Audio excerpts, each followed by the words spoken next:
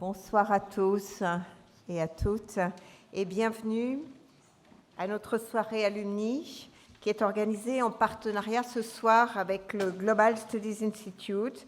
Et nous avons le grand plaisir d'accueillir Madame Thérèse Blanchet, secrétaire générale du Conseil de l'Union européenne, qui nous donnera tout à l'heure une conférence intitulée « Une alumna de l'UNIJE au cœur du pouvoir européen, le choix de l'Europe ». En effet, l'Université de Genève a décerné le titre de alumna de l'année à Madame Blanchet et elle va le faire demain lors de sa cérémonie du Dies Academicus demain matin. Avant la conférence de Madame Blanchet, j'ai le plaisir de donner la parole au professeur René Schwock du JSI qui nous donnera en une vingtaine, 15-20 minutes un aperçu de ces relations si intenses, si longues, si houleuses, si difficiles entre la Suisse et l'Europe. Le professeur Schwock est un spécialiste des questions Suisse-Union européenne et il est l'auteur de plusieurs livres sur la question. À la fin de la conférence, nous allons passer la parole durant une dizaine de minutes à des étudiantes et étudiants du Master en études européennes qui poseront des questions à Madame Blanchet, qui a accepté l'exercice et nous l'en remercions. Et vous aurez également l'occasion de poser vos questions à Madame Blanchet. Voilà pour le programme. Merci à vous encore une fois de votre présence. Merci à Madame Blanchet, Madame Thérèse Blanchet. Nous sommes vraiment très, très heureux de vous accueillir. Professeur Schwock, je vous passe la parole.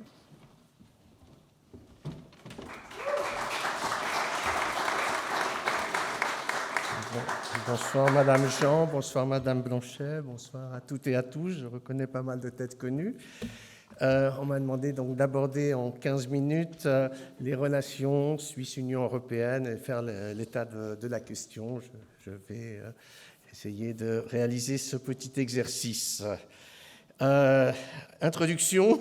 Comme vous le savez, nous sommes dans une période d'impasse assez rare dans les relations entre la Suisse et l'Union européenne.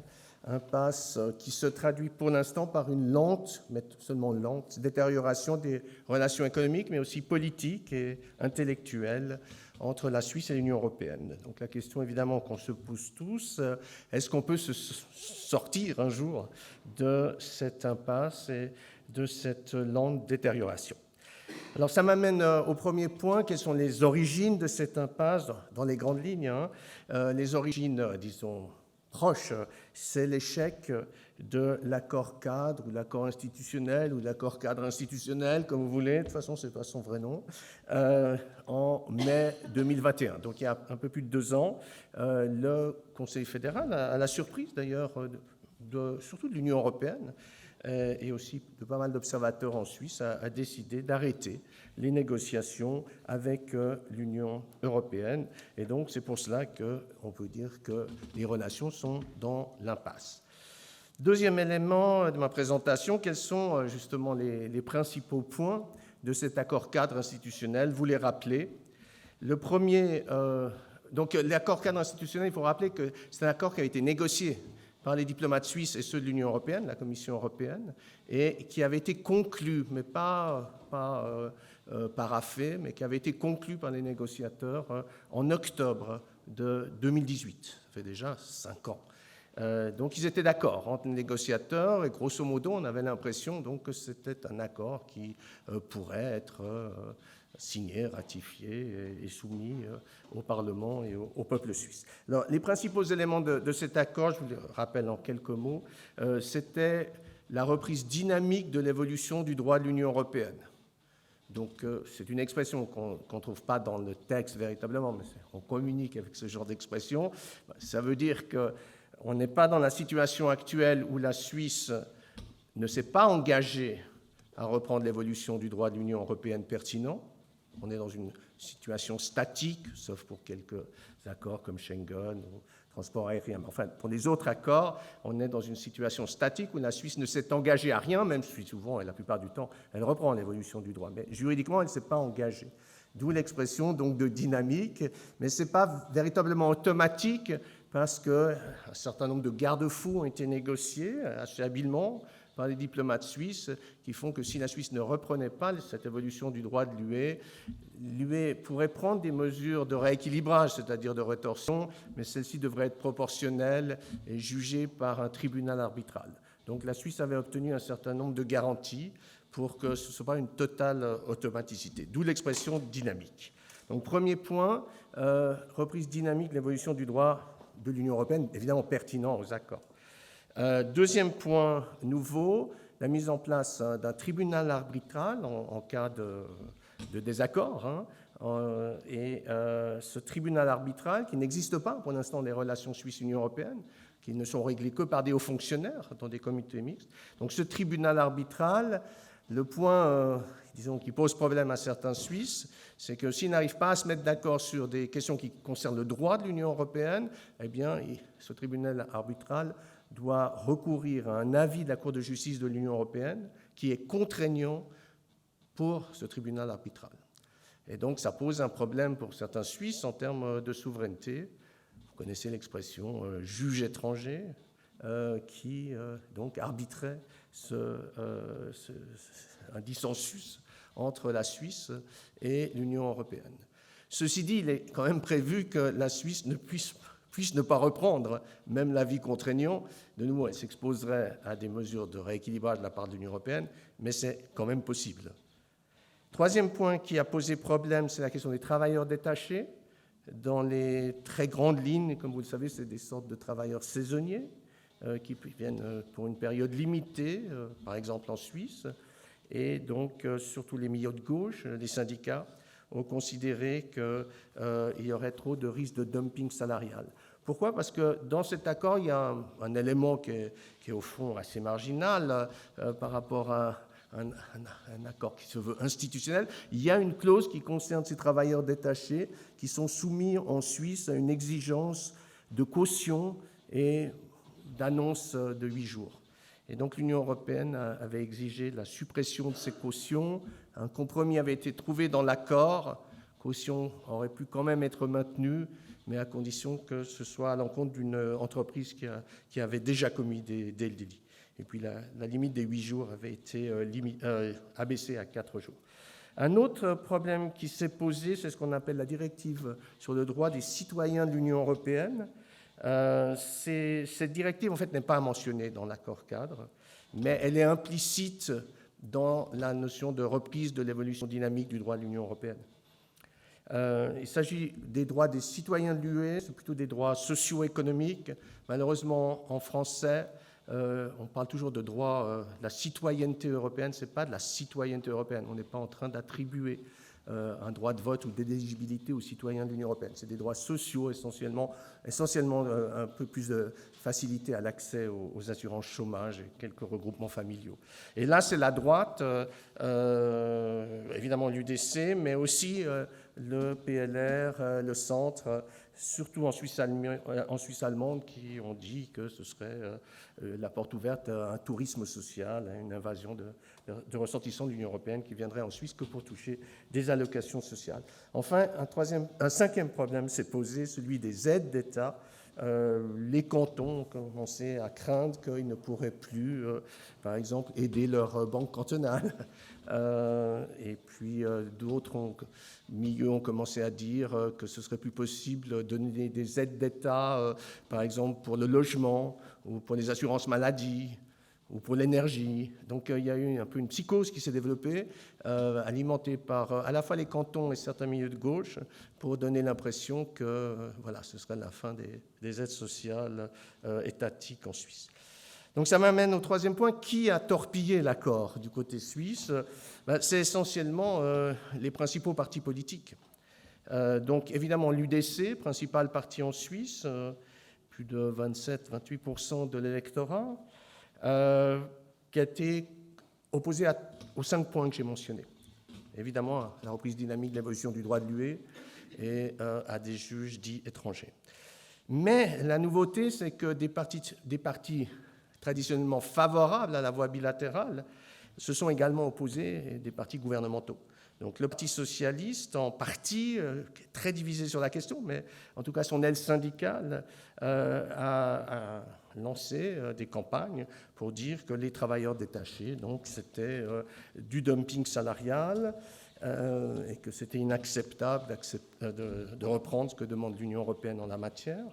Et plus loin et plus difficile encore, au sein du Parti socialiste et des syndicats, certains ont dit même que l'ensemble de la jurisprudence de l'Union européenne en matière sociale était inacceptable et que la jurisprudence suisse est beaucoup plus, les lois suisses en matière sociale sont beaucoup plus avancées et que par conséquent, il faut éliminer toute jurisprudence de l'Union européenne en matière sociale, ce qui est là évidemment plus compliqué et impossible à réaliser. Et puis il y a aussi eu des controverses sur les fonctionnaires publics qui la fonction publique allait être mise en cause et les aides d'État, donc et les mesures d'accompagnement et les conventions collectives de travail. Donc une longue psychose qui a été mise en place et qui a énormément divisé le Parti socialiste, mais qui a fait que les conseillers fédéraux socialistes n'ont pas soutenu l'accord cadre.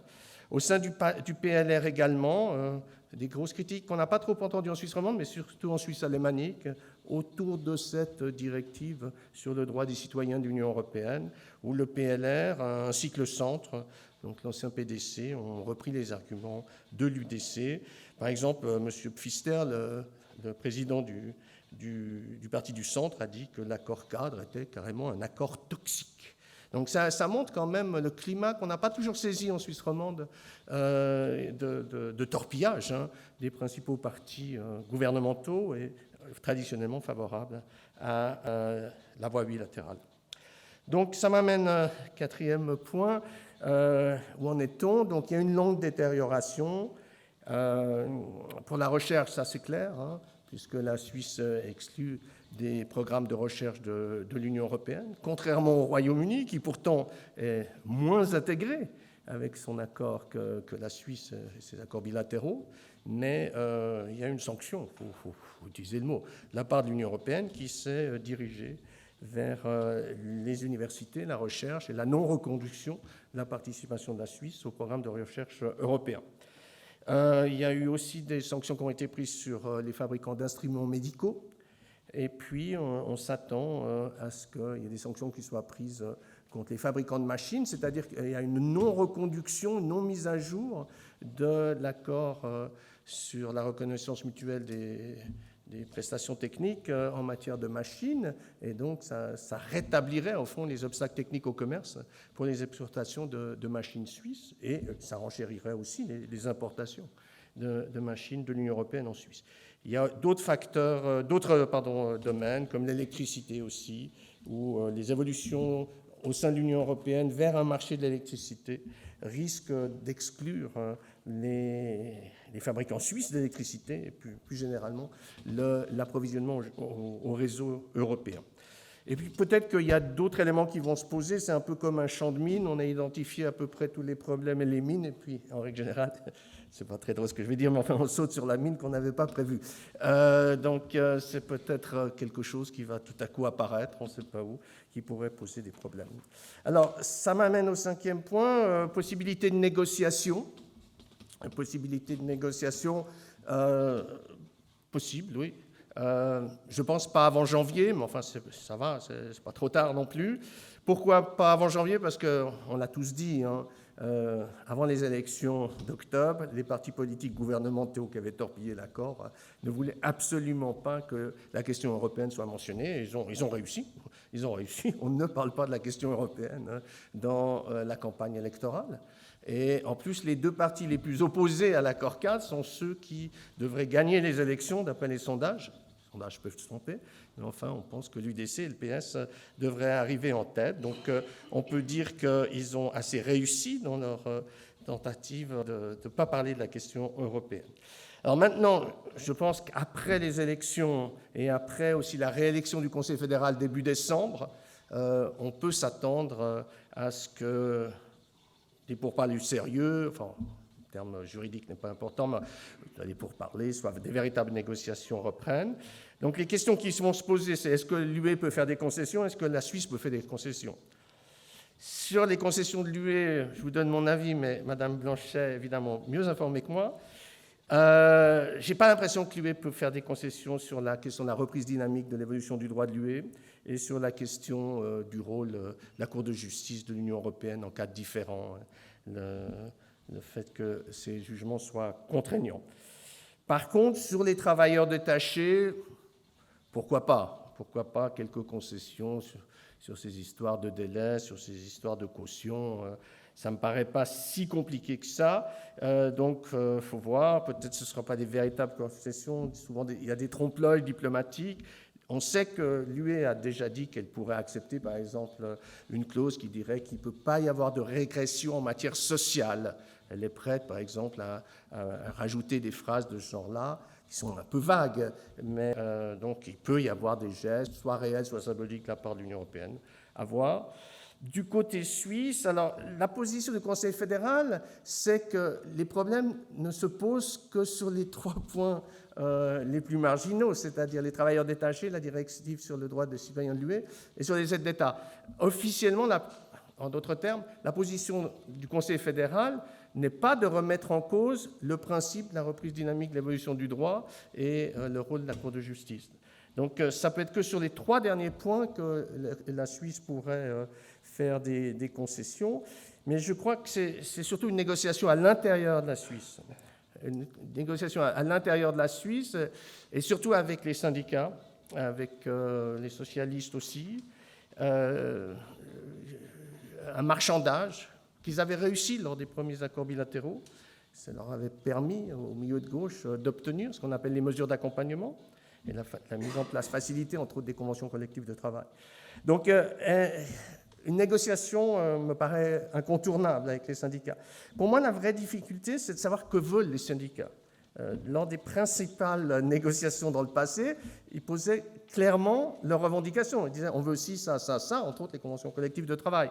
Là, ils ne disent pas ce qu'ils veulent. Ils disent que c'est du dumping salarial, que ça ne va pas, que l'UE est ultralibérale, tout en disant qu'elle est plus sociale que la Suisse, qu'il faut y adhérer. Donc, ce n'est pas évident de savoir ce qu'ils veulent. Le jour où ils disent clairement ce qu'ils veulent, des négociations pourraient commencer. Donc, c'est difficile. Et que peut céder le patronat, je ne sais pas jusqu'où il est prêt à céder et dans quel domaine, mais évidemment, ça dépendrait des demandes de la part de la gauche. Donc, en conclusion, ce qui nous a amené à l'impasse actuelle et à l'échec de l'accord 4, c'est essentiellement la faiblesse des partis politiques qui ne voulaient pas être affaiblis par une discussion avant les élections fédérales sur cette question des partis, de l'accord 4. Ils avaient trop à perdre. Ils avaient tous l'impression qu'ils avaient trop à perdre en parlant de la question européenne, en se profilant sur le dossier européen. Mais il y avait un autre élément qui a joué, et je pense qu'il joue encore, c'est paradoxalement aussi un sentiment de supériorité de la Suisse. Paradoxalement, donc, c'est à la fois une faiblesse et une supériorité. C'est pour ça que je parle de paradoxe. Il y a quand même un sentiment très fort en Suisse que ça va mal dans le reste de l'Union européenne, qu'on fait tout mieux que les autres et qu'il ne faut surtout pas s'embourber dans des relations avec l'Union européenne. Et là, on est dans l'analyse du psyché collectif suisse, et celui-ci est assez indifférent à la rationalité d'arguments économiques, politiques, intellectuels. Et c'est pour ça que, même si rationnellement, intellectuellement, je me dis, on peut trouver un accord, c'est pas si sorcier, on n'est pas si loin, je ne suis pas sûr qu'au niveau des négociateurs du Conseil fédéral, et bien entendu un jour du peuple, quand il sera appelé à se prononcer sur le nouvel accord qui aura été trouvé, je ne suis pas sûr, malheureusement, que ça va passer. Voilà, je vous remercie.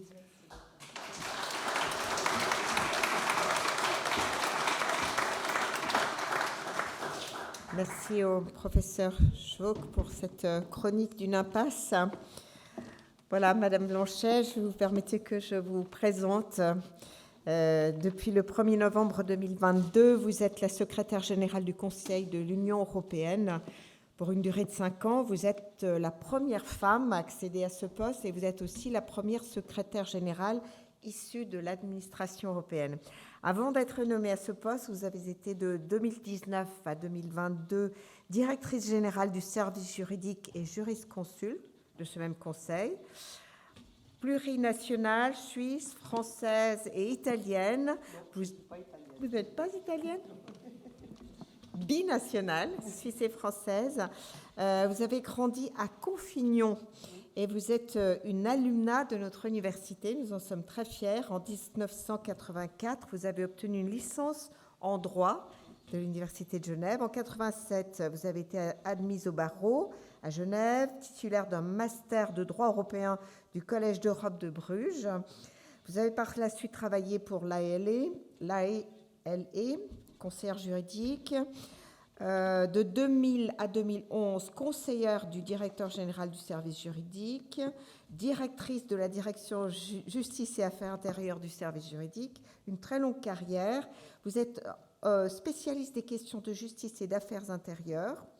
Et aujourd'hui, vous dirigez donc un secrétariat qui est en quelque sorte responsable de la bonne marche du Conseil européen, qui, on le sait, abrite tous les 3 mois ces fameux sommets européens. Vous êtes la seule fonctionnaire assise à la table des réunions des 27 chefs d'État, ce qui veut dire que si on vous regarde à la RTS, on risque de vous voir. On va mieux regarder la prochaine fois. Et vous avez aussi pour rôle de conseiller le président du Conseil européen, qu'on connaît bien, qu'on entend souvent, Charles Michel. Vous êtes la personne qui lui susurre à l'oreille quelques conseils. Vous coordonnez également les réunions des ministres avec la présidence tournante semestrielle et le rôle est assuré actuellement, on le sait, par l'Espagne. Donc vous êtes donc au cœur du pouvoir européen. Vous avez atteint une carrière exceptionnelle et on se réjouit beaucoup de vous entendre. Merci, madame.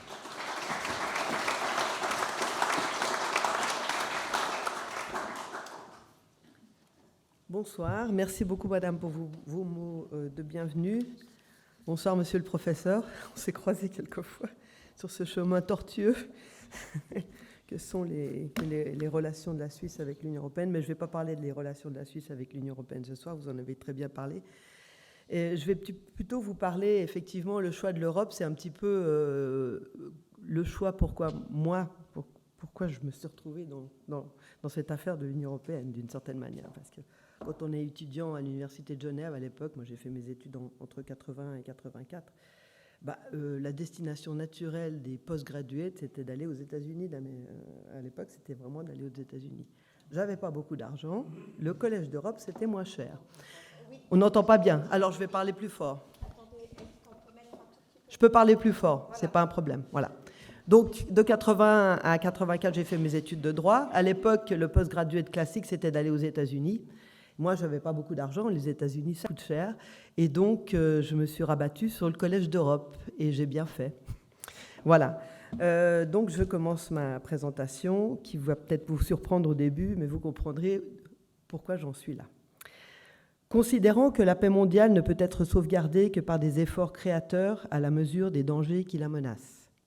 Convaincu que la contribution qu'une Europe organisée et vivante peut apporter à la civilisation est indispensable au maintien des relations pacifiques. Conscient que l'Europe ne se construira que par des réalisations concrètes, créant d'abord une solidarité de fait et par l'établissement de bases communes de développement économique. Soucieux de concourir à l'expansion de leur production fondamentale, au relèvement du niveau de vie et au progrès des œuvres de paix. Résolus à substituer aux rivalités séculaires une fusion de leurs intérêts essentiels, à fonder par l'instauration d'une communauté économique les premières assises d'une communauté plus large et plus profonde entre des peuples longtemps opposés par des divisions sanglantes, et à jeter les bases d'institutions capables d'orienter un destin désormais partagé. Ont décidé de créer une communauté européenne du charbon et de l'acier et ont désigné à cet effet comme plénipotentiaire, suit la liste des noms et des signatures. Je viens de vous citer in extenso le préambule du traité instituant la communauté européenne du charbon et de l'acier. Ce traité est signé le 18 avril 1951 par les 6 ministres des Affaires étrangères des 6 pays européens, petits, moyens, grands, le Luxembourg, la Belgique, les Pays-Bas, l'Italie, la France et l'Allemagne. Des ministres parmi lesquels figuraient Konrad Adenauer, qui était chancelier et ministre, et Robert Schuman, ministre des Affaires étrangères français. Voilà comment, par ce bijou de brièveté, par ces quelques mots négociés en 1951, à peine 6 ans après la fin de la Deuxième Guerre mondiale, les fondateurs de ce qui allait devenir l'Union européenne nous ont offert plus de 70 ans de paix entre nos États, qui avaient passé des siècles à se faire la guerre jusqu'à la plus terrible d'entre elles. Imaginons-les, ces hommes courageux, visionnaires, écrire ces mots autour d'une table, alors que leur pays était encore détruit, leur famille encore meurtrie par les innombrables morts, les innombrables blessés, alors que les cendres étaient encore chaudes de la haine de cette guerre et que toutes celles d'avant avaient suscité. Quand on voit le niveau de souffrance et de haine qu'une guerre représente, et on le voit aujourd'hui, à nos portes, dans notre voisinage, tout près de chez nous, au sud, à l'est, on mesure le courage et la détermination qu'il a fallu à ces hommes. Par ce traité sectoriel, en quelque sorte technique, ils décidèrent, comme ils le disent dans le préambule, de fusionner leurs intérêts essentiels. Ils décidèrent de mettre en commun, sous le contrôle d'une autorité supranationale, la haute autorité, l'ancêtre de ce qui deviendrait la Commission européenne, les moyens de la guerre, le charbon dont l'énergie permet de fondre l'acier des armes. Par ce traité, ils décidèrent de commencer à fusionner, à mettre en commun, à partager des pans entiers de leur souveraineté. Par ce traité, ils décidèrent de fonder les premières assises d'une communauté plus large et plus profonde entre leurs peuples et de jeter les bases d'institutions capables d'orienter un destin désormais partagé. Ce sont les mots du préambule. Car ce traité qu'on appelait CECA fut l'ancêtre du bien plus célèbre traité qui, en 1957, là aussi 6 ans après, celui du CECA, institua la communauté économique européenne devenue depuis lors Union européenne. Cette communauté plus large et plus profonde entre les peuples de nos 27 États membres d'aujourd'hui.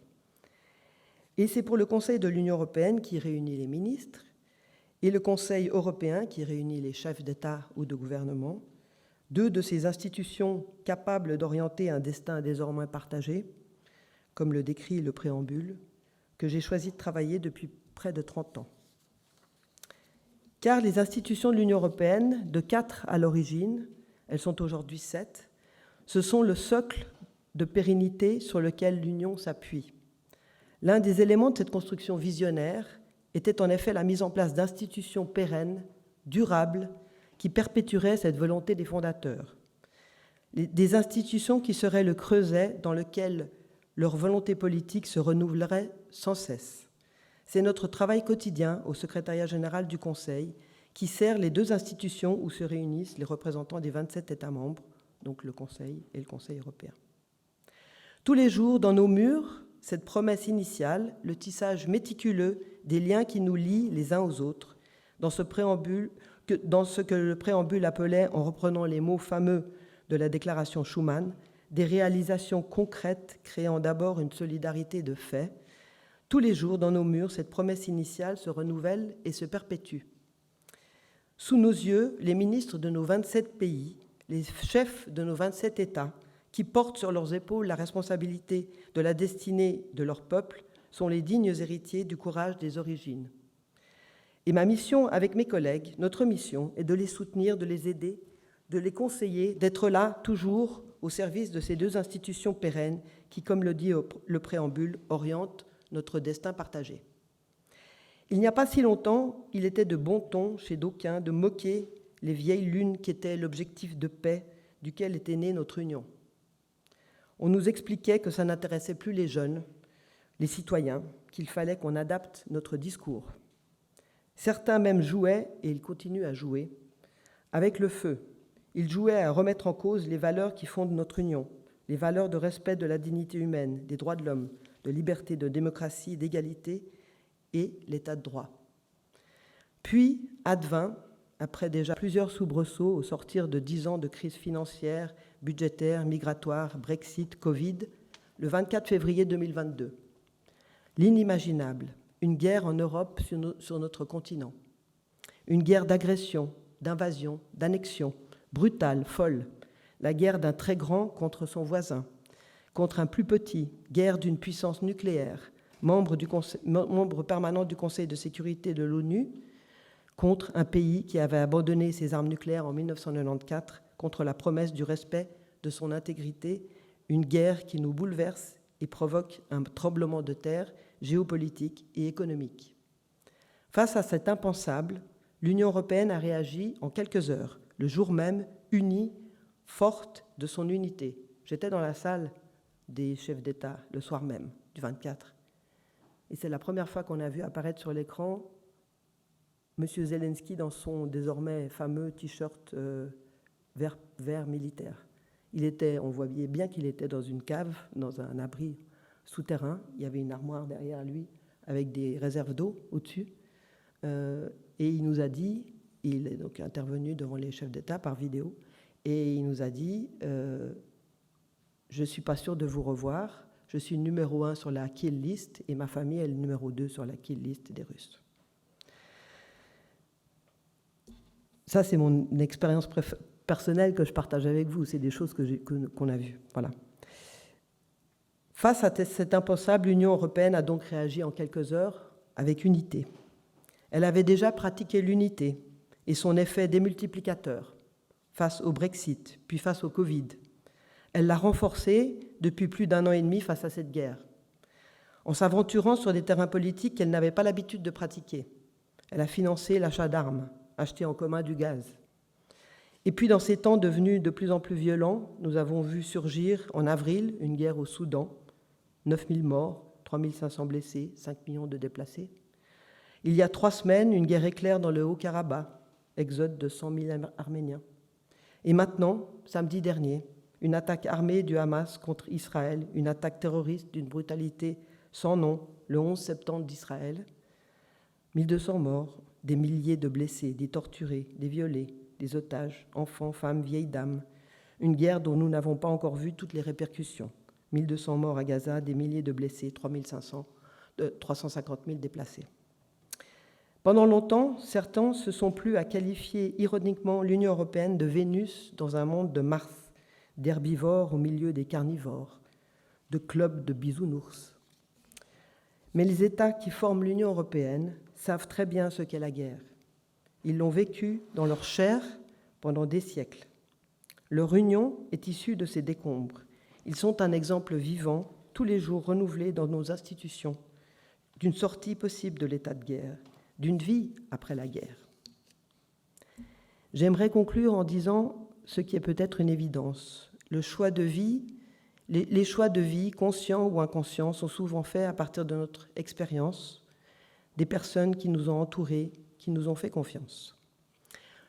Ce choix de l'Europe, je l'ai fait grâce à plusieurs personnes que je voudrais nommer, auxquelles je voudrais rendre un bref hommage et adresser mes remerciements.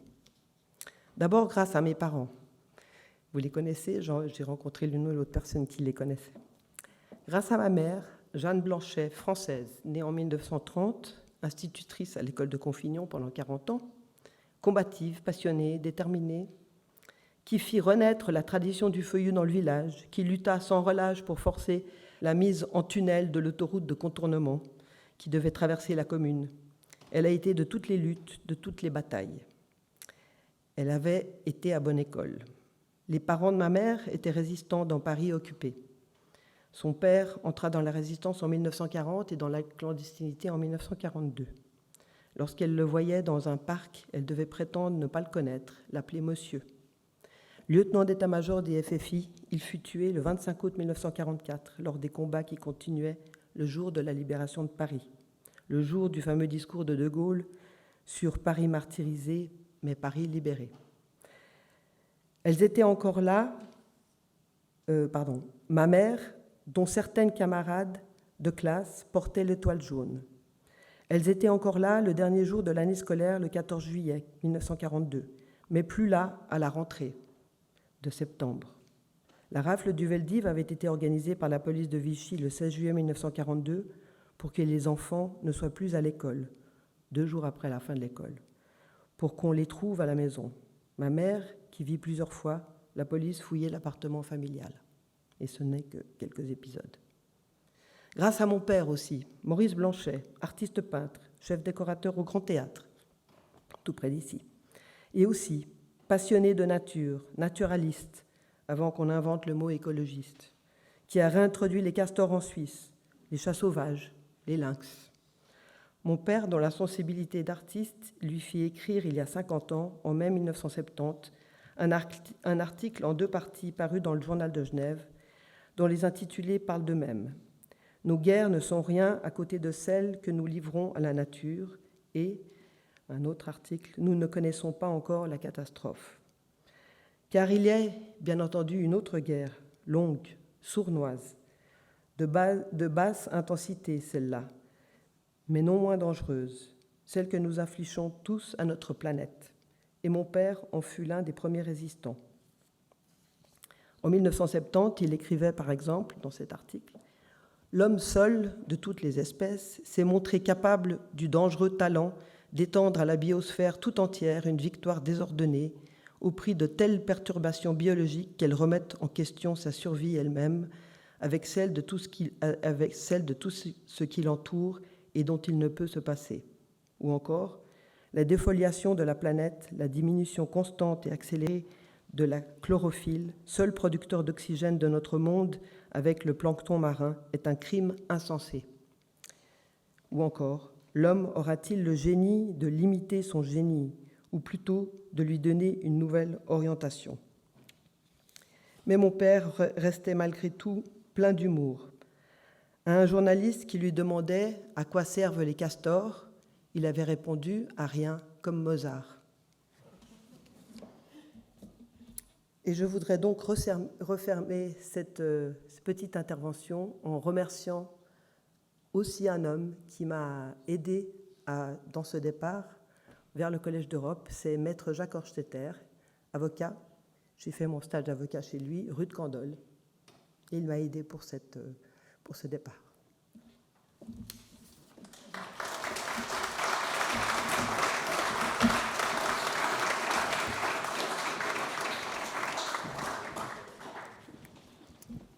Merci beaucoup à Madame Blanchet pour ce discours de foi en l'Europe qui rappelle aussi la fonction de paix qu'on occulte souvent dans les débats en Suisse, oui. Puisqu'on est souvent sur des questions techniques et des questions de je vous donne, je te donne, je reprends, etc. Et vous avez fait une... Transactionnel. La vie n'est pas que transactionnelle. Voilà un discours qui fait vraiment du bien. Merci beaucoup. Il y a des étudiants qui vont vous poser des questions. Je vais vous demander peut-être une première question sur vos motivations. Qui c'est qui va poser la question sur la motivation ? C'est vous-même. Je vous demanderai de vous présenter et de vous poser votre question. Bonsoir. Merci pour cette passionnante présentation. Donc, je m'appelle Gaëlane Wolf et j'étudie les relations internationales ici à Genève. Donc, les étudiants du master en études européennes se demandent quelles motivations font passer une personne du giron juridique suisse vers les institutions européenne, et est-ce que cela pose des challenges ? Merci. Alors, les motivations, je crois que j'en ai parlé dans mon discours. À mon époque, on n'étudiait pas du tout le droit européen à l'université, ça ne faisait pas partie des choses qu'on étudiait, ou même qu'on expliquait. Alors, j'ai étudié le droit international public. Excusez-moi, madame, est-ce que vous entendez bien au fond ? J'ai étudié le droit international public, comme tout le monde. J'ai étudié le droit des relations internationales, enfin tout ce qu'on faisait au début des années 80. Mais à l'époque, l'Union européenne était quasi absente du cursus. Donc, comme je vous l'ai dit un peu au début, mon tournant européen, je l'ai pris un petit peu par hasard. C'était le moment où on parlait de l'espace économique européen aussi, hein. Après mes études de droit, après avoir passé le brevet d'avocat, je suis restée un peu chez Maître Jacques Horstetter comme avocate. Et puis est venue cette idée de postgraduate. Et donc, je me suis simplement inscrite au Collège d'Europe. Je ne savais pas du tout qu'il fallait s'inscrire sur une liste en Suisse pour ensuite être présentée. Donc, moi, j'ai présenté directement ma candidature tranquillement. J'ai été acceptée. Puis ensuite, voilà, j'y suis allée. Et comme je l'ai dit encore une fois, Jacques Horstetter m'a aidé à cet égard.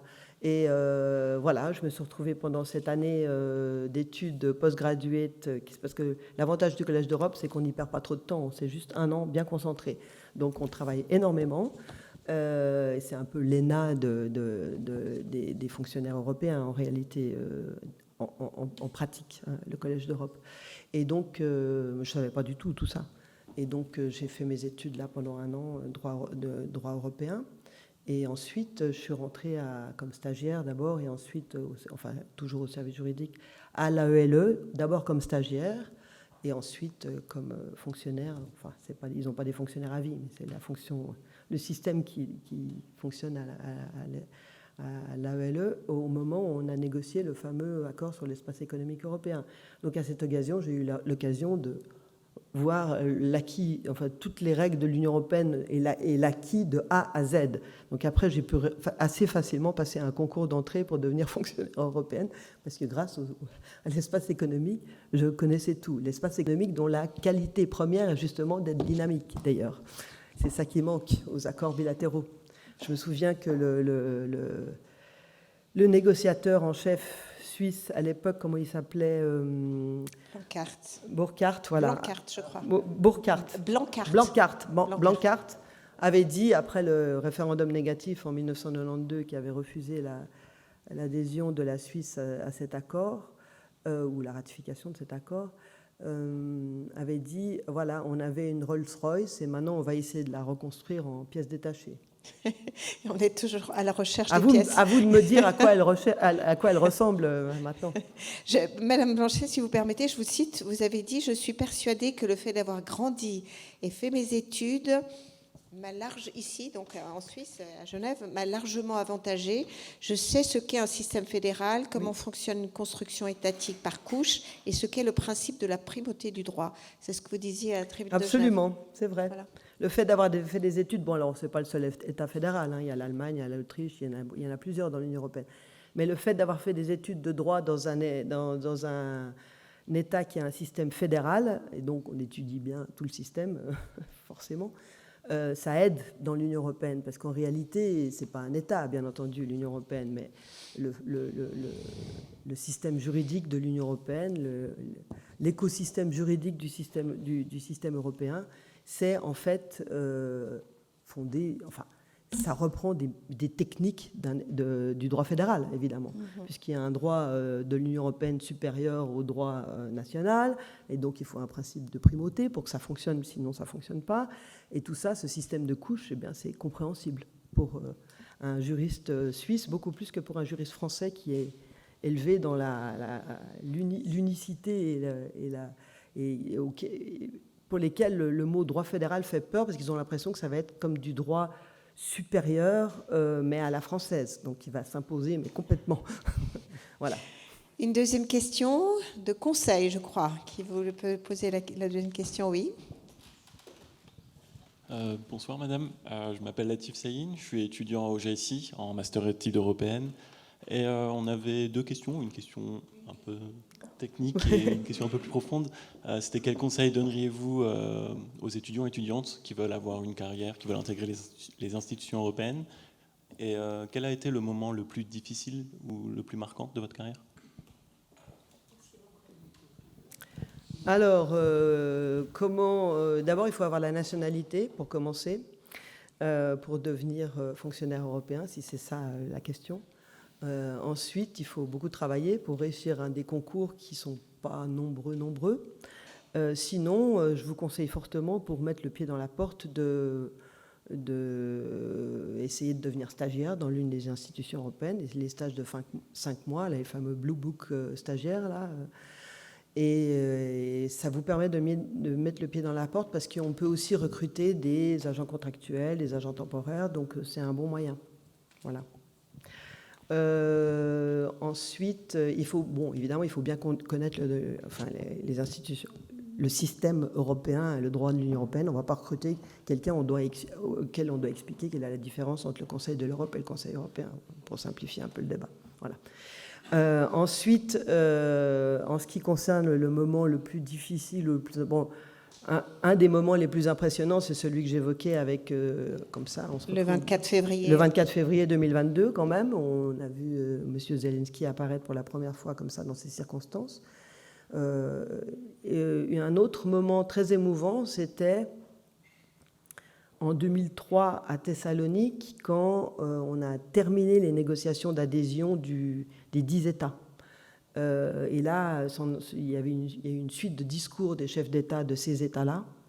Et on a compris, enfin, on le sentait dans la salle, quoi, l'émotion était forte. Et pour eux, les États baltes, par exemple, qui avaient été carrément intégrés à l'Union soviétique, les États de l'Est qui sortaient pas si longtemps que ça, enfin 10 ans avant ou 12 ans avant du mur après la chute du mur de Berlin, qui sortaient de toute cette période de glaçage, enfin de glaciation, on sentait vraiment l'émotion. C'était la réunification de l'Europe, voilà, ceux qui avaient été laissés de l'autre côté pendant tant d'années. Donc ça, c'était très, très émouvant et très fort à ce moment-là. Alors après, on a eu des épisodes un peu malheureux, évidemment. Il y a eu le référendum négatif en France et aux Pays-Bas qui a refusé la ratification du traité constitutionnel. Bon, ça a mis un coup d'arrêt à l'émotion. Je peux vous dire que après, on sait tous bien ce qui s'est passé pendant ces campagnes référendaires, surtout en France, le plombier polonais, etc. Bon, ça me fait penser à... Voilà. Et donc, c'était clairement une sorte de réaction anti-élargissement, quoi. Il ne faut pas se cacher la réalité. Donc, après ça, on a eu quand même une reglaciation un petit peu en ce qui concerne les élargissements futurs. Alors là, maintenant, avec la situation géopolitique dont j'ai parlé, évidemment, tout d'un coup est réapparue la question de l'élargissement comme un instrument aussi de géopolitique et pour sécuriser ces États, en réalité. Voilà. Tant pour l'Ukraine, la Moldavie que pour les Balkans. Alors que les Balkans attendent depuis un bon moment, 20 ans. Voilà, une troisième question sur le contexte des relations Suisse-Union européenne, si vous êtes bien d'accord. Oui, oui, il y a le spécialiste ici. Merci. Johan Sauzer, je me permets de vous ramener à cette question-là, même si vous aviez dit que vous alliez la quitter au début de votre présentation. Mais comme le professeur Schwock a évoqué le contexte politique en Suisse, avec les élections qui ont lieu ce mois-ci, mais il y a aussi des élections qui ont lieu en juin au niveau de l'Union européenne, oui. Et peut-être avec une nouvelle commission. Ma question, c'est est-ce que c'est possible de conjuguer ces deux temporalités politiques qui ne sont pas tout à fait synchronisées, ou est-ce qu'il faut que je prenne mon mal en patience pour voir ça? Vous êtes jeune, vous avez le temps. Écoutez... En d'autres termes, est-ce que vous allez nous dire que l'Europe va faire un pas vers la Suisse? Les danses, ça nécessite deux participants. Les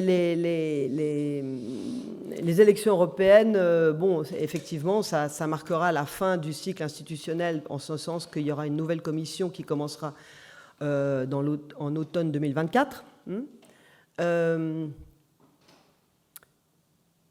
Franchement, je ne vais pas vous mentir, vous expliquer que la Suisse est un sujet dans les élections européennes, ce n'est pas vrai.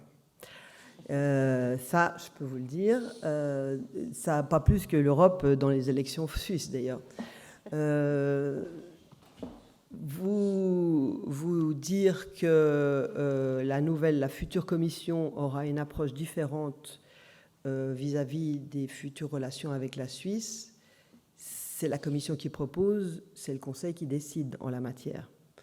Donc, ce que je voudrais aussi vous faire passer comme message, c'est que, et c'est ce que je dis à tous mes interlocuteurs suisses, c'est que l'Union a changé. Comme je vous l'ai dit, maintenant, elle a appris que l'unité avait un effet démultiplicateur sur sa puissance, en réalité, ou sur sa force. Alors, on n'est pas tombé du côté des carnivores, mais on a un peu plus compris ce qui se passait autour de nous. Et on a un certain nombre d'instruments et une attitude beaucoup moins arrangeante avec, ceux qui voudraient un peu profiter de la situation, disons. Donc on est un peu plus transactionnel, peut-être, que dans le passé. Et on est un petit peu plus conscient de notre intérêt, et les États membres sont unis. Ils n'ont pas voulu faire de cadeaux au Royaume-Uni dans les négociations du Brexit. Et je ne crois pas qu'ils voudront faire nécessairement des cadeaux à droite à gauche. Voilà, c'est un petit peu ça que je voudrais vous dire. Je ne le sais pas, c'est mon impression. Peut-être que je me trompe, peut-être que les choses vont changer. Mais dans le monde dans lequel nous trouvons, je pense qu'il est important qu'en Europe, y compris en Suisse, la Suisse étant au cœur de l'Europe, qu'elle ait un peu peut-être conscience de la situation dans laquelle tout le monde se trouve et qu'il vaut mieux peut-être se serrer un peu les coudes, mais ça vaut aussi pour l'attitude de l'Europe vis-à-vis de la Suisse, bien entendu, que de simplement la jouer solitaire en essayant d'obtenir des avantages comme ça. Voilà. On aura bien entendu votre message. Une quatrième question, c'est pour vous, monsieur. Bonjour, Vincent Muller, étudiant également du Master en études européennes. Pour rester dans le cadre des relations Suisse-Union européenne, la Suisse, un État tiers, on a bien compris, peut-être pas n'importe quel État tiers, parce qu'elle est intégrée, notamment au sein du Conseil JAI, où elle peut participer à certaines réunions, elle est membre de ce qu'on appelle traditionnellement Schengen-Dublin. Comment voyez-vous la participation de la Suisse à Schengen-Dublin? Et selon vous, est-ce que cette participation peut être un moteur ou un frein pour le futur des relations Suisse-Union européenne? Alors, j'ai effectivement vu de près comment fonctionnait Schengen, puisque, comme vous l'avez rappelé, j'ai été directrice de justice affaires intérieures au sein du service juridique du Conseil pendant 7 ans. Il est vrai que la Suisse, alors si on fait des cercles concentriques, parce que c'est un peu à la mode aussi de temps en temps, si on fait des cercles concentriques, ceux qui sont le plus proches de l'Union européenne, qui sont quasiment dans le marché intérieur, plus Schengen, Dublin, etc., c'est les 3 de l'espace économique européen. C'est pour ça que l'espace économique européen a été conçu, en fait, et ça marche bien. Ça ne fait pas de bruit, mais ça marche bien. Ensuite, on a la Suisse, avec tous ces accords bilatéraux, qui sont un petit peu, disons, un peu de temps en temps, qui prennent un peu la poussière, comme vous l'avez décrit, monsieur le professeur. Mais le plus dynamique et le plus intégré, c'est Schengen, ça c'est clair. Puisque les 4 membres de Schengen, dont Norvège, Suisse, Islande, Liechtenstein, siègent pas au Conseil, ils siègent dans le comité mixte qui se réunit back-to-back avec le Conseil et les différents groupes de travail et les comités des représentants permanents, c'est-à-dire les ambassadeurs de l'Union européenne.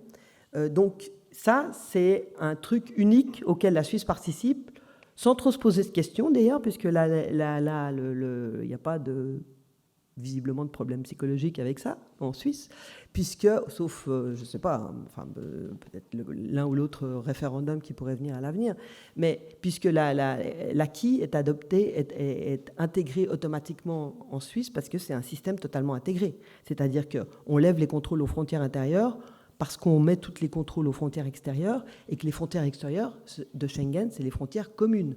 Donc on ne peut pas se permettre d'avoir des trous dans le système, dans la raquette.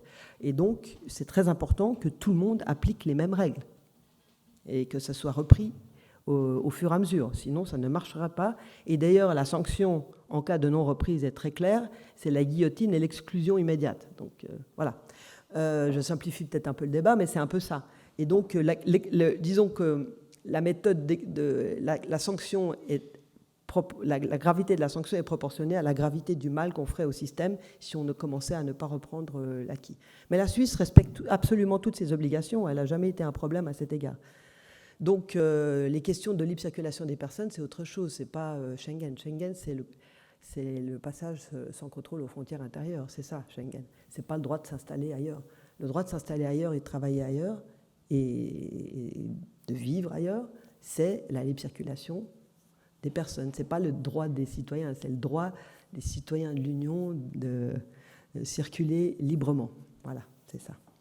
Et donc cette directive-là, c'est en fait une reprise de toutes les directives libre circulation qui avaient été, c'est une codification de toutes les directives de libre circulation qui avaient été faites au cours des années précédentes, depuis les années 70, et qui ont été codifiées juste avant l'élargissement de 2004 en une grosse directive qui reprend tous les droits de libre circulation des citoyens européens au sein de l'Union européenne et de leurs familles. Une dernière question, je vois qu'il y a plusieurs questions, je vous demanderai d'en poser une, comme ça on va permettre à la salle d'en poser aussi. Merci. Bonsoir. Bonsoir. Je m'appelle Sarah Falcucci, je suis une ancienne étudiante du Master en études européennes et je vous remercie énormément pour votre intervention dans laquelle vous avez beaucoup parlé de cette unité européenne.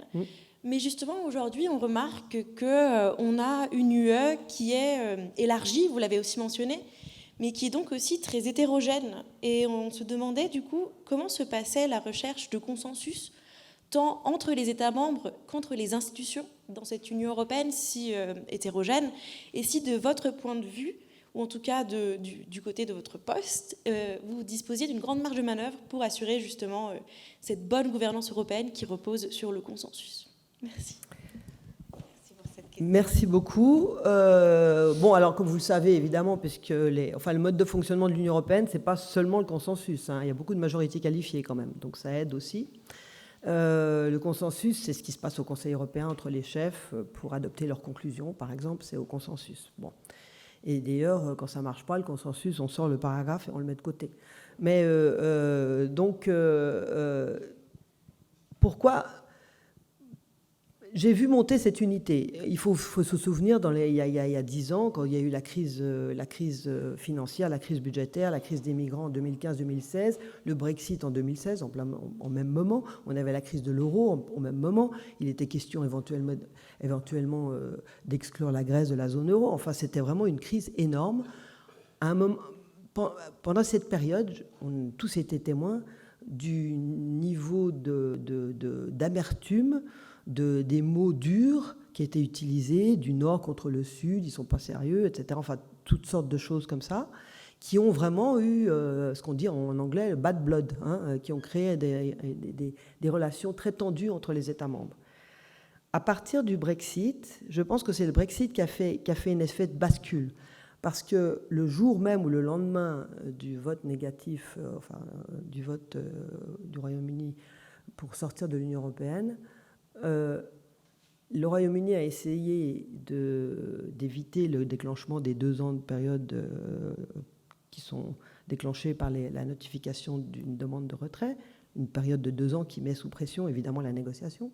Et donc pour éviter de rentrer dans cette seringue, ils ont essayé de dire on va négocier un petit peu avant, et puis comme ça on notifiera notre demande de sortie qui déclenche les 2 ans plus tard.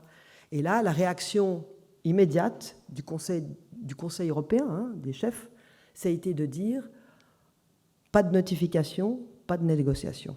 Et c'était très dur, en fait, vis-à-vis de notre membre, ex-membre, enfin, encore membre en réalité, d'adopter cette attitude. Mais on l'a adoptée parce que c'était aussi une situation existentielle pour l'Union européenne, en fait. Et donc, à partir de ce moment-là, on a expérimenté, les chefs d'État et de gouvernement ont expérimenté la puissance de l'unité.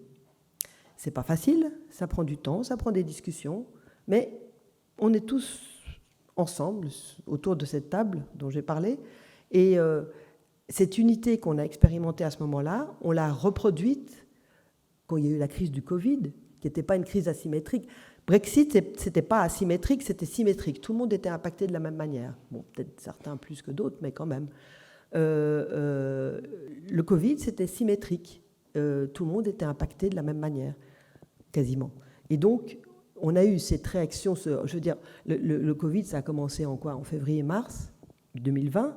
En juillet 2020, au bout d'une réunion marathon de 5 jours et 4 nuits, les chefs d'État se mettaient d'accord pour la première fois pour autoriser la Commission à aller sur les marchés pour emprunter 750 milliards d'euros pour un plan de relance pour soutenir l'économie dans cette situation extraordinaire. Voilà, c'est ça qu'on a fait. Ensuite, on a fait les vaccins, on a fait l'achat de vaccins en commun, on a fait le certificat que tout le monde a eu, y compris vous, parce que vous avez repris ça comme partie de Schengen, parce qu'on l'a couvert par l'acquis de Schengen, avec le fameux certificat Covid, avec le fameux QR code. Ben ça a été harmonisé, on l'a adopté en 3 mois par un règlement de l'Union européenne qui a dit vous n'êtes pas obligé d'adopter ce certificat, mais si vous avez l'idée de demander un certificat, il n'y a que celui-là que vous pouvez demander pour passer les frontières. Voilà, parce que chacun était en train de créer son certificat, évidemment, national. Voilà, donc ça c'est un exemple d'une réaction hyper rapide de l'Union européenne. Et ensuite on a eu la guerre. À peine on sortait du Covid, l'économie repartait, l'inflation aussi, évidemment, mais enfin bon, ça allait parce que c'était l'économie qui boomait. Et puis on s'est pris la guerre le 24 février 2022. Voilà, donc l'Union européenne, d'une certaine manière, était prête à affronter cette tempête énorme que constitue une guerre. Elle a fait de nouveau des choses qu'on n'aurait jamais imaginé qu'elle fasse, en termes d'armement, en termes de tout ça. Voilà.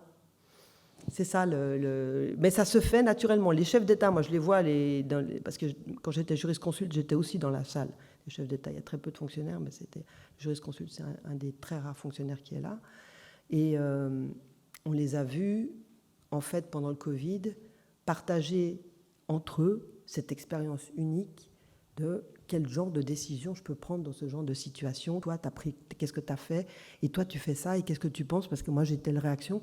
C'était comme une sorte de discussion, même, c'est pas une psychothérapie de groupe, mais enfin, c'est un peu ce genre de situation où des chefs d'État ou de gouvernement sont les seuls à avoir sur les épaules ce genre de responsabilité incroyable et peuvent le partager avec leurs collègues. Parce qu'ils sont seuls dans la salle, hein, il n'y a personne pour... voilà. Et c'est là que l'unité se fait. Quand je disais que c'est le creuset, c'est vrai, c'est comme ça que ça se passe. Donc les circonstances incroyables de ces successions de crises qu'on a connues ces dernières années ont forgé entendre l'unité de l'Europe, qu'on ne sent pas forcément en Suisse. C'est un discours qui est peut-être intéressant à entendre de temps en temps. Je vais passer la parole pour quelques questions, après quoi je vous inviterai à sortir de la salle et puis on pourra encore discuter. Je ne sais pas si l'une ou l'autre d'entre vous ont des questions à poser. Oui, monsieur. On va vous passer un micro.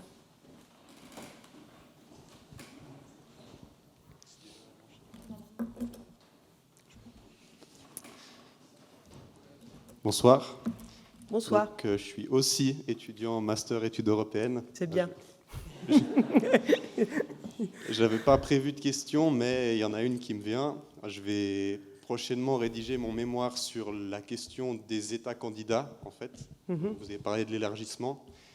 Et du coup, ma question, ce serait, à propos de l'élargissement, est-ce qu'on aurait plutôt une approche groupée par rapport justement... on sait que, par exemple, dans les Balkans, les États ne sont pas tous copains.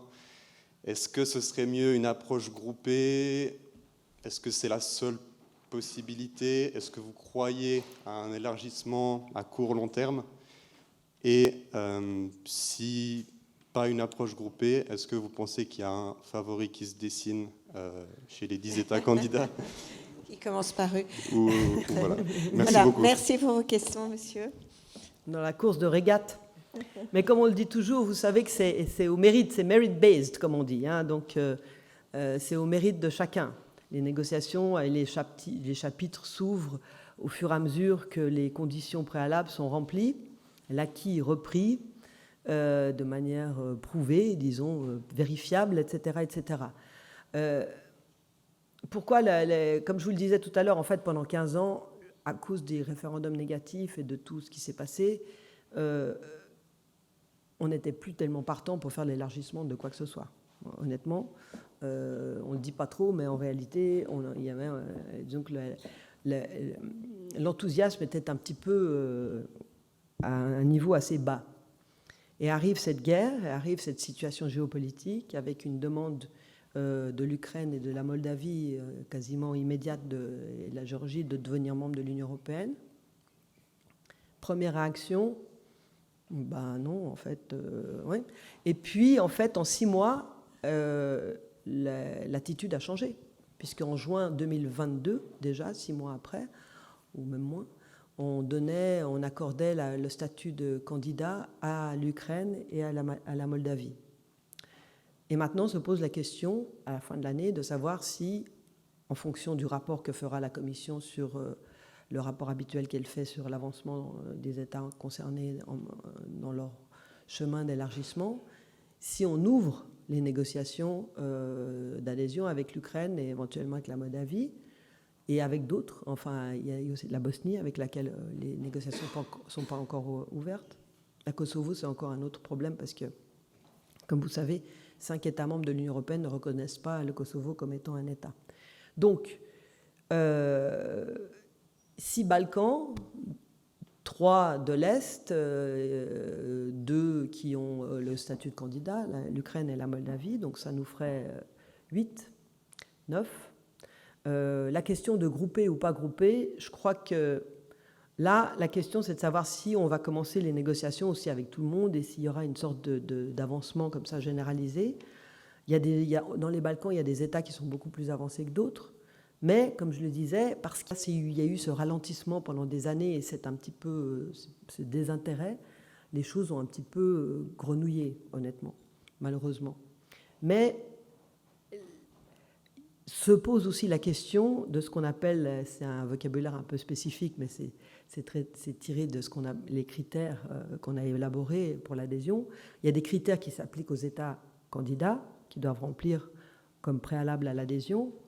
Et il y a un critère qui s'appelle la capacité d'absorption qui s'applique à l'Union européenne. L'Union européenne doit être en mesure d'absorber, d'accepter, de reprendre, de prendre ces États comme membres de l'Union européenne sans la déstabiliser, sans la faire tomber sous son poids, sans rendre l'Union européenne ingouvernable. Et donc ça, ce travail sur la capacité d'absorption, on va le mener en parallèle. Le débat a commencé au sein de l'Union européenne. On ne va pas changer les institutions, on ne va pas changer les traités. Le traité de Lisbonne, j'ai participé à la négociation de ce traité, il est ce qu'on appelle enlargement proof, c'est-à-dire institutionnellement, tout est calculé en pourcentage, les votes, la composition du Parlement, on peut la changer par voie de droit secondaire, tout peut être fait par la voie du droit secondaire. Ajouter la majorité qualifiée, on peut aussi le faire en utilisant ce qu'on appelle les passerelles pour passer de l'unanimité à majorité qualifiée. Enfin, tout est fait dans le traité de Lisbonne pour que institutionnellement ce soit possible. Reste en fait ce que les Anglais appellent l'elephant in the room, c'est-à-dire les politiques, la politique agricole commune, la politique de cohésion, le budget, un certain nombre de politiques importantes de l'Union européenne qui doivent être adaptées ou en tout cas examinées en vue d'un élargissement éventuel. L'Ukraine, c'est quand même une puissance agricole, c'est un petit peu comme si on avait l'Australie à côté de nous, quoi. Donc c'est une puissance agricole qui normalement, enfin quand elle n'est pas en guerre, la pauvre, vend ses produits au prix du marché mondial. Hein. Il n'y a pas de système de subvention. Donc voilà, c'est toutes ces choses-là qui vont devoir se poser très sérieusement. On voit avec les problèmes, puisqu'on a libéralisé l'importation pour aider l'Ukraine, on a libéralisé l'importation, on a supprimé les droits de douane sur les importations de produits agricoles, c'est que les droits de douane, hein, c'est pas les vétérinaires, phytosanitaires et tout ça, mais les droits de douane. Sur les importations de produits agricoles, y compris qui sont normalement protégés dans l'Union par des droits de douane, mais là on a levé les droits de douane sur les produits agricoles ukrainiens. On voit l'effet que ça a donné dans les pays voisins, qui sont pourtant certains des plus grands supporters de l'Ukraine. Donc voilà, on voit bien ce que ça représente en réalité. Hein. C'est une sorte de test en grandeur nature sur un sujet, quoi, d'une certaine manière. Voilà, donc on verra, mais je ne peux pas vous dire si ce sera par groupe. D'abord, il faut que ça commence pour commencer. Voilà, encore une question. Oui, monsieur. Merci. Alors bonsoir Madame Blanchet, bonsoir Bonsoir. Mesdames et Messieurs. Je suis Mehdi Kebaili, étudiant en économie au sein de la faculté d'économie et de management de l'Université de Genève. J'ai eu la chance d'avoir fait une partie de mes études à l'Université libre de Bruxelles parce que je suis un pro-européen convaincu. Maintenant, la question que je voudrais vous poser ce soir, ça concerne en l'occurrence un sujet d'actualité politique. En premier lieu, les élections récentes en Slovaquie et les futures élections législatives polonaises. Est-ce que vous pensez que la montée des populistes, notamment d'extrême droite et d'extrême gauche, va fissurer l'unité européenne? Est-ce que vous pensez que l'Union européenne sera une sorte de château fort au sein d'un monde en crise, ou est-ce que vous pensez que l'Union européenne deviendra elle-même en crise? Merci. Merci pour cette question. L'Union européenne n'est jamais à l'abri d'une crise. On en a eu quelques-unes, y compris des crises internes. Mais comme je le disais tout à l'heure, du fait que notre mode de fonctionnement, en tout cas pour tout ce qui est le cœur de l'Union européenne, c'est-à-dire le marché intérieur, toutes les législations qui font fonctionner les 4 libertés de circulation, sont adoptées à la majorité qualifiée en réalité. Donc il en faut beaucoup pour gripper l'Union européenne. Voilà. On n'en est pas là et je ne crois pas que ça arrivera parce que l'Union européenne est très agile à s'adapter à toutes sortes de situations. Je ne dis pas qu'il n'y a pas de risque si il y avait un trop grand nombre d'États membres qui commençaient à prendre des positions anti-européennes. On verra la couleur du Parlement européen quand il y aura les élections au mois de juin 2024. Mais même, pour l'instant, les sondages disent certes une poussée des partis droite de la droite, comme on dit, mais les équilibres seront plus ou moins les mêmes qu'actuellement. Donc, c'est quand même un système à la proportionnelle. Voilà. Donc, les prises de pouvoir et les coups d'État, ça n'existe pas dans l'Union européenne. Ce n'est pas possible. On va prendre une dernière question et puis ensuite on va se retrouver pour un dialogue. Est-ce qu'il y en a une?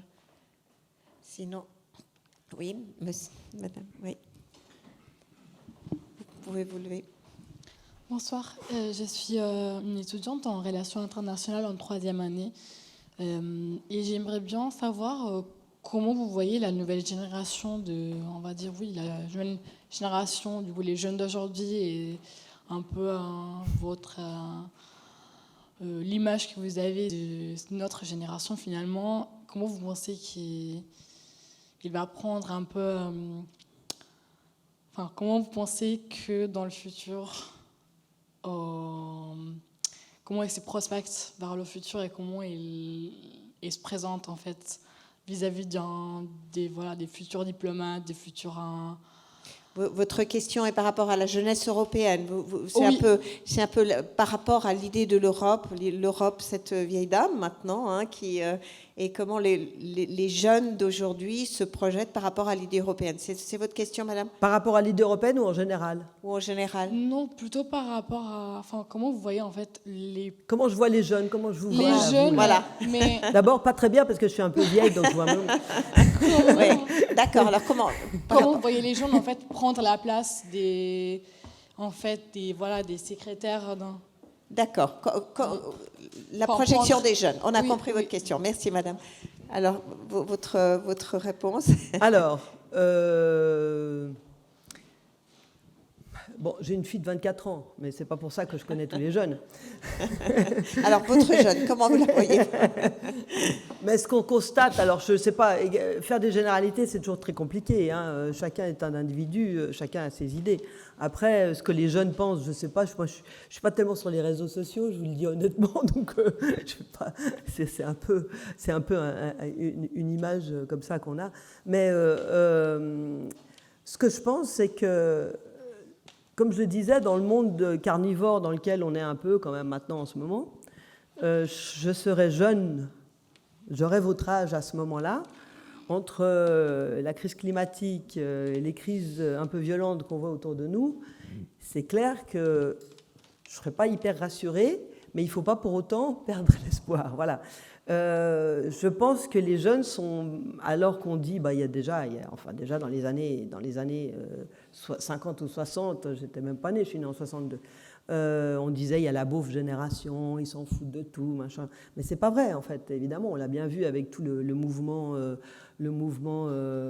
pour la lutte contre le changement climatique, là de cette, comment elle s'appelait, la suédoise, la jeune fille, Greta. Ouais. Voilà, on a bien vu que les jeunes ne sont pas la beauf génération d'aujourd'hui, quoi. C'est pas le cas. Donc je pense que être jeune par nature, être dynamique, intéressé, enthousiaste sur des choses, on passe peut-être d'un sujet à l'autre assez rapidement, mais c'est comme ça. Ça n'a jamais changé, ça sera toujours le cas. Je crois qu'il y a des citations de penseurs grecs qui disent oui, les jeunes sont ci, les jeunes sont ça. Enfin, c'est vraiment, c'est une constante. Hein. Les vieux se prennent des jeunes et les jeunes se plaignent des vieux. Bon, mais dans les circonstances actuelles, je pense d'abord qu'on a de la chance de vivre en Europe, honnêtement. On a vraiment de la chance de vivre en Europe quand on voit le monde comme il est maintenant.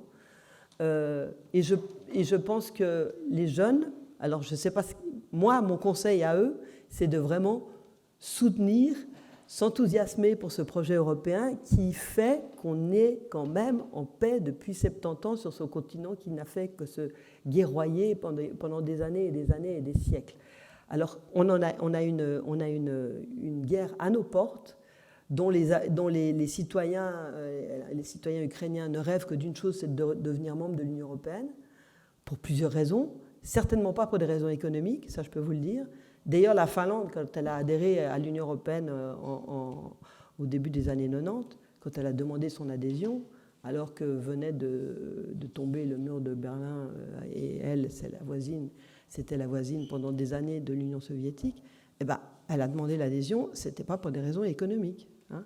Donc il y a des raisons hautement politiques pour devenir membre de l'Union européenne, et ces raisons hautement politiques, c'est celles qu'on voit maintenant.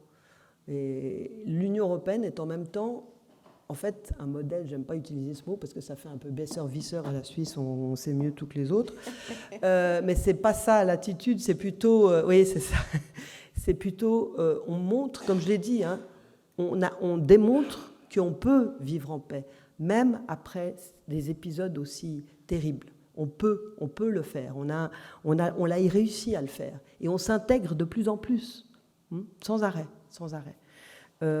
Et ça, et d'ailleurs, on a même servi de modèle il y a une loi sur le marché intérieur suisse, donc vous voyez.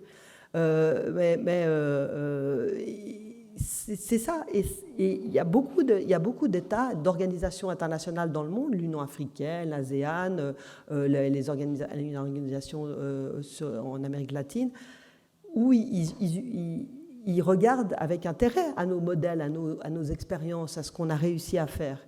Ils peuvent s'en inspirer parce qu'on a réussi des choses incroyables. Voilà.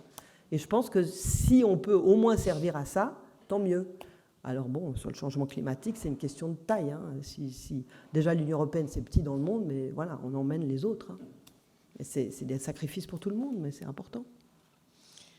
Voilà, merci pour cette question, madame, et merci pour votre présence. Merci surtout à madame Blanchet pour cette déclaration d'amour à l'Europe, de foi, pour cette considération sur ce projet politique qu'on entend peu en Suisse, à vrai dire, et qui fait du bien. Merci beaucoup à vous tous et bonne soirée. Merci. Merci.